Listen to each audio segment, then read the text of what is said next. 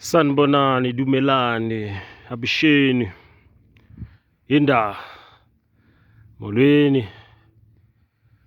We're back again with another video. Tingugaba uciyosha ititibo nozinga. Umuntu omlami, uSiphosethu Mlambisa, your host. For the Quest podcast, we back again, yeah, by popular demand.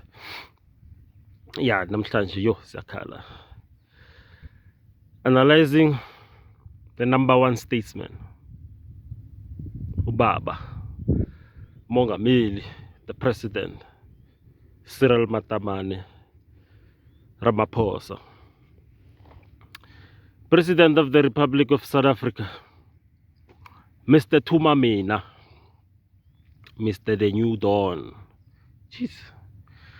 We are so excited to sit here. The New Dawn, the New Dawn. He was quoting Nosu Humasigela, Tumamina. I'm gonna end this corruption. I'm gonna give people jobs. Calling the time of President Zuma, the former president, 9 wasted years. Honestly, at the time, I was so convinced that, yeah, South Africa is gonna change for the better. The new dawn is coming. Mr. Tumamina Ramaphosa.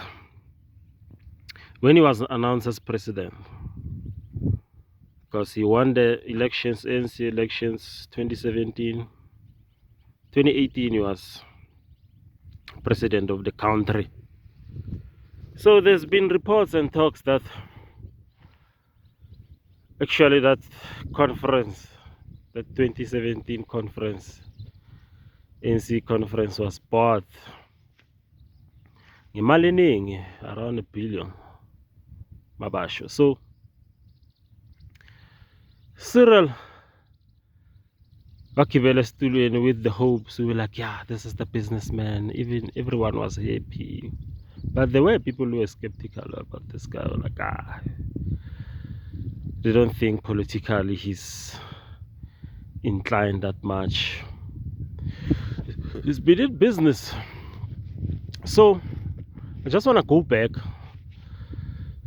and give context about this man, Cyril, because now even nesithunzi sakhe man isusiwile, dignity yakhe manje, it's bad. I think he should resign now, honestly. He should resign as this president, because he's failed. Look at our SOEs, our Eskom, Transnet. They are failing.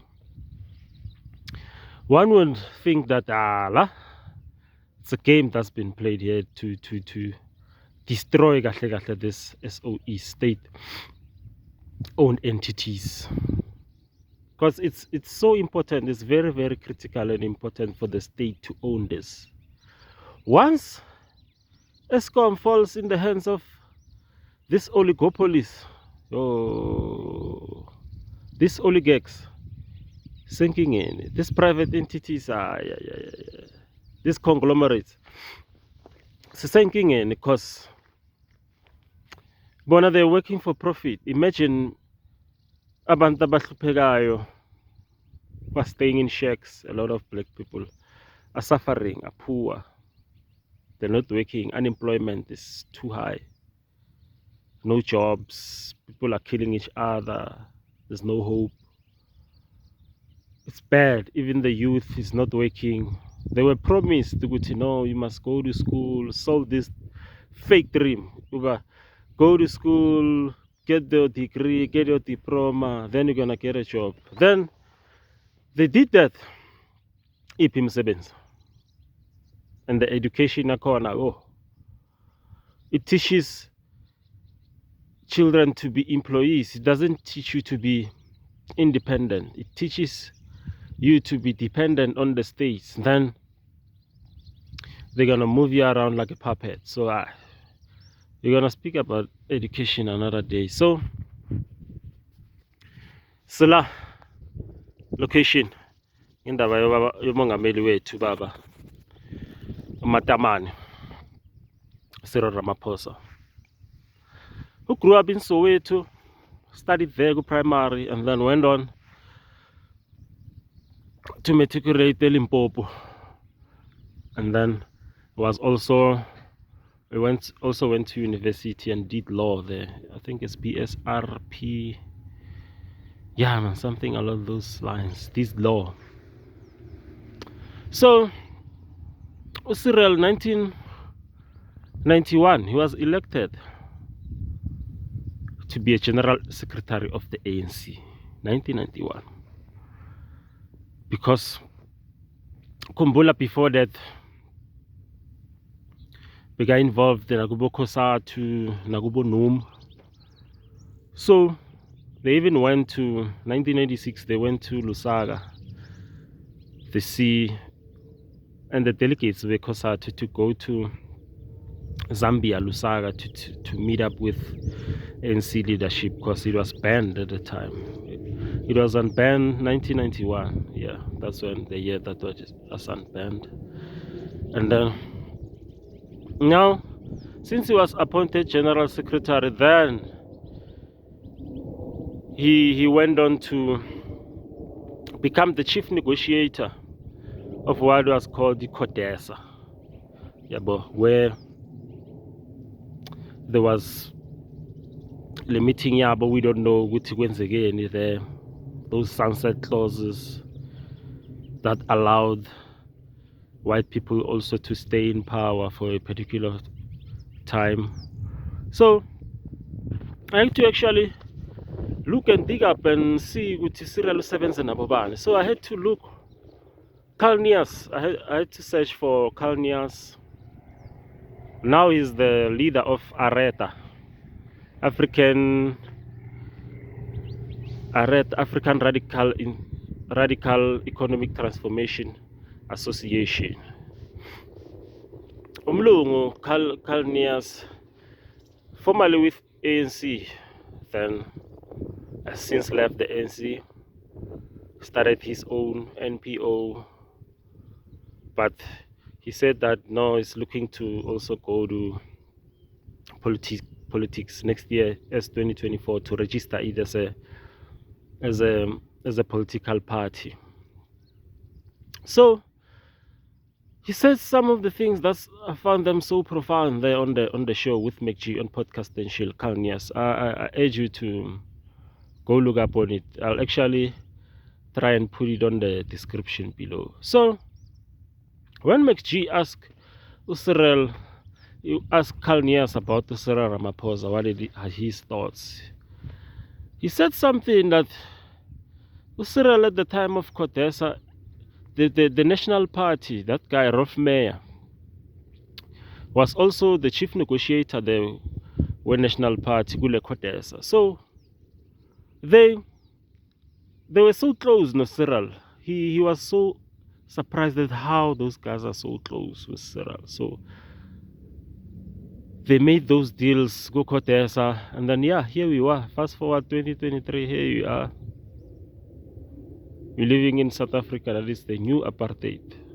Sidlulile ku apartheid, but this one is more of a systematic apartheid whereby still black people are being marginalized, still black people are unemployed, and there's a majority of black people in this country. And remember, this country, South Africa, is named after a direction. Shout out to Sandile Tukani. He said it well, that guy. He said, no, South Africa actually doesn't have a name. It's named after a direction because we are in the south of Africa. So yeah, story for another day. So as Niehaus saying that, he said that no, Cyril, they were actually Clive Manel and Irene Manel, his wife, they took in Cyril and made him an act of charity and insurance policy to their investments. This guy was actually trained by this powerful elites who own everything, so mining magnates. That's why he went on to be on the National Union of Mine Workers, which eventually that what happened in Marikana. And then a lot of people, they blaming that had a hand on those killings abantu abaningi eMarikana because of Magasho. It was created so that they could see that the miners were starting to become raising a point and complaining. So it was a tool to actually tame that force, because they were complaining about wages and the treatment and everything there. So they wanted better Nabo because of his hard working underground. My late father used to work a Val, yeah, in a mine there in the Vals. I remember I still have ilento le card yakhe. May his soul rest in peace to Zamile Mamlambisa. So yeah, own people, black people have suffered a lot, man, in the hands of this apartheid and this colonialism which happened with the British, and it's still continuing. Because if you can look back also, 1985, there's a book called ANC Mafia. So there's a guy who wrote it, Peter Dwight. He said that 1985, the capturing ANC happened there, 1985, where the country was the state of emergency. The president by the time was P.W. Botha. And then the guys went, this hegemony, this big guys with big companies, they realized that the country is going down. And then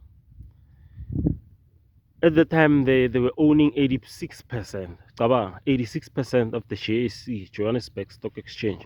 They were like, no, my investment they're gonna banking, so it's better off. It's better by go to Zambia, where is ANC Baycorner, Lusaka. Then they spoke to the president of the time, and then they organized the meeting with the ANC guys. Now this is when the capturing happened, the ANC. That's when they were captured, these guys. Like, no guys, you're gonna be in power, so now we're gonna give you this trinkets. We're gonna give you shares in these companies, we're gonna give you houses, but your job now is to pacify the masses and then let the business run smoothly. Don't disturb the business, because these guys want profit. That's capitalism. Capitalists came in and were like, no, system yabo capitalism must continue. So that's when the capitalism continued. Then they got captured there, Anglo-American. So they gave our leaders, our so-called liberation revolutionists, freedom fighters, the houses. They even talk so good. Anglo-America gave Nelson Mandela the house that was in Houghton, and even Thabo Mbeki, the flats he used to stay in, they were owned actually by this Anglo-American. So this is the capturing that happened, and they were like, no, give people the RDPs, the BEE. Yeah, but economically, yeah, we were never liberated.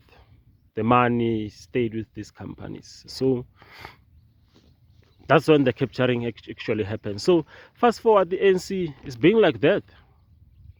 It's looking out for wide interest, these big companies, because of their funding them a lot of money. So yeah, now we find ourselves in a position where Cyril Ramaphosa, is failing us, and I think should just leave.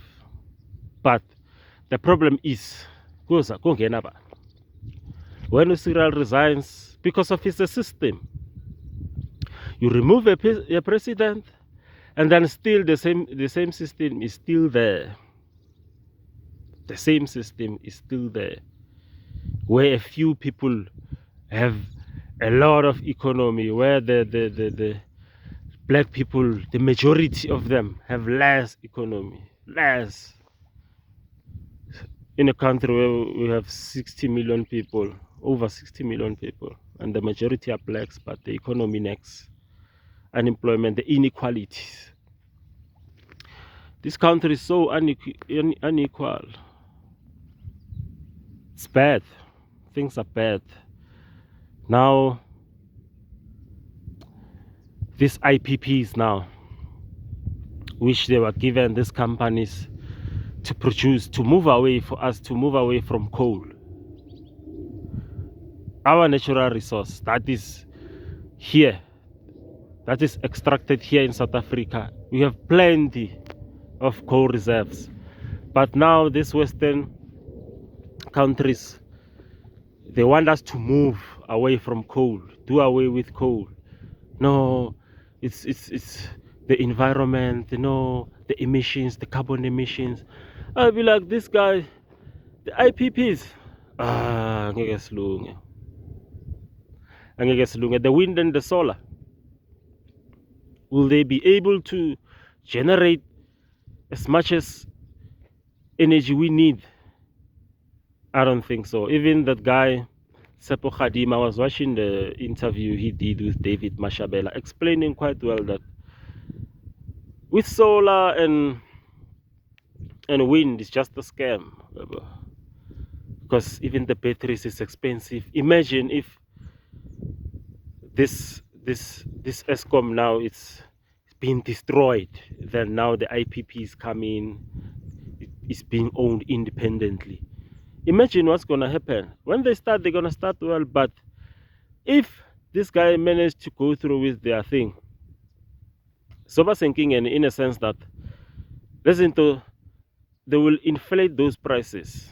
Look at Cyril while he was deputy president in the country of South Africa.